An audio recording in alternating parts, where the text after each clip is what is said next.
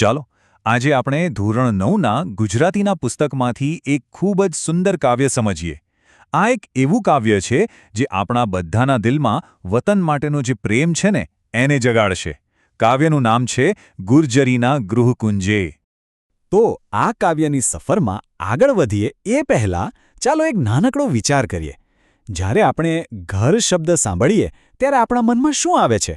શું ખાલી ઈંટોથી બનેલી 4 દિવાલો?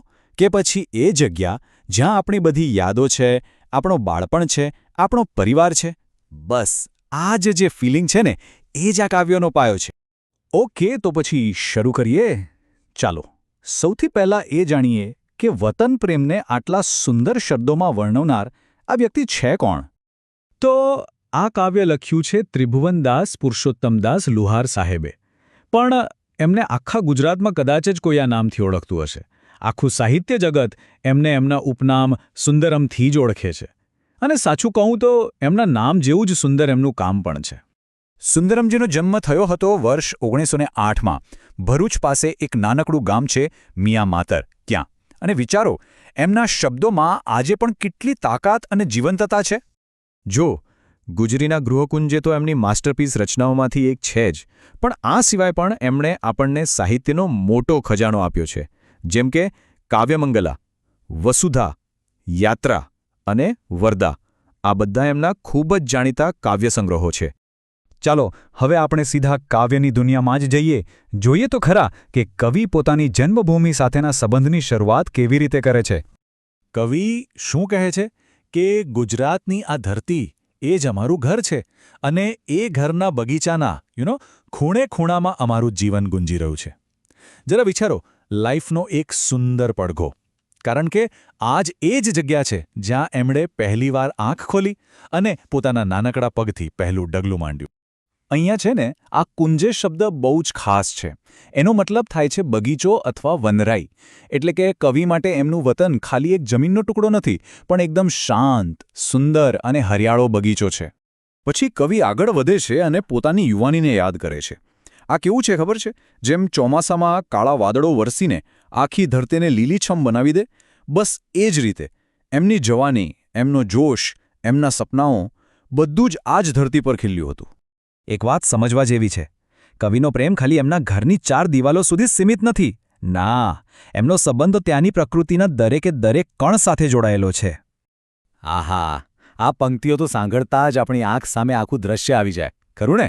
કવિ કહે છે કે અમે તો અહીંના ખેતરોમાં રખડ્યા છીએ, ડુંગરોમાં ભમ્યા છીએ, કૂતરોમાં પણ ફર્યા છીએ, નદીઓમાં તો દિલ ખોલીને નાહ્યા છીએ, અને જાણે કે કુદરત માતાના પાનેતરમાં એટલે કે એમના ખોળામાં જ મોટા થયા છીએ.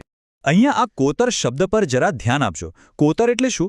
નદીનો જે પ્રવાહ હોય ને એનાથી જે ઊંડી જગ્યા બની જાય એને કોતર કહેવાય. ખાલી આ એક શબ્દ પરથી જ આપણને ખબર પડી જાય કે કવિ પોતાની જન્મભૂમિને કેટલી ઊંડાઈથી, કેટલી નજીકથી જાણે છે. દરેક સિઝનની, દરેક ઋતુની યાદ એમના દિલમાં તાજી છે. કડકડતી ઠંડી હોય તો સગડી પાસે બેસીને તાપવાની મજા લીધી છે. વસંત આવે એટલે કોયલના મીઠા ટહુકા સાંભળ્યા છે. અને અષાઢ મહિનામાં જ્યારે વાદળો ગરજે ત્યારે એ ગડગડાટને જાણે પોતાના દિલના ધબકારા સાથે ફીલ કરી છે. આ બધી યાદો જ તો એમનું જીવન છે. તો અત્યાર સુધી આપણે જોયું કે જન્મભૂમિએ કવિને શું શું આપ્યું, પણ હવે કવિએ વાત કરે છે કે એમણે બદલામાં શું આપ્યું. કારણ કે આ સંબંધ કોઈ વન વે ટ્રાફિક નથી, બરાબર? કવિ એકદમ ગર્વથી કહે છે કે એમણે પોતાનું તન એટલે કે શરીર, ધન એટલે કે પૈસા અને પૌરુષ પ્રાણ એટલે કે પોતાની બધી જ તાકાત અને શક્તિ બધું જ આ ધરતીને સોંપી દીધું છે. અને આ જ આખા કાવ્યનો સેન્ટ્રલ આઈડિયા છે કે કવિની લાઈફ અને એમની જન્મભૂમિ આ બે અલગ વસ્તુઓ છે જ નહીં.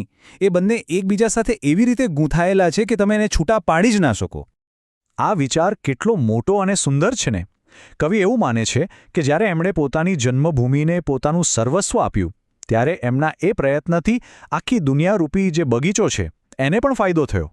એકદમ સિમ્પલ વાત છે. જ્યારે આપણે આપણું ઘર સારું બનાવીએ તો દુનિયા તો આપોઆપ થોડી વધુ સારી બની જ જાય છે. ઓકે, તો હવે આપણે આખા કાવ્યને સમજી લીધું છે. તો ચાલો હવે એના ટાઇટલને, એના શીર્ષકને જરા ઊંડાણથી સમજીએ. કારણ કે આ 3 શબ્દોમાં આખા કાવ્યનો આત્મા સમાયેલો છે. આપણે આ ટાઇટલને 3 ભાગમાં તોડીને જોઈએ. બહુ સહેલું છે. પહેલું, ગુર્જરી. એનો મતલબ ગુજરાતની ભૂમિ. બીજું ગૃહ એટલે કે મારું ઘર, અને ત્રીજું કુંજે, જેનો અર્થ આપણે આગળ જોયો, બગીચામાં. તો હવે આ ત્રણેયને જોડી દઈએ તો શું મતલબ નીકળે? એ જ કે ગુજરાતની આ ધરતી જે મારું ઘર છે એ મારા માટે કોઈ સાધારણ જગ્યા નથી, પણ આનંદ અને શાંતિનો એક સુંદર બગીચો છે.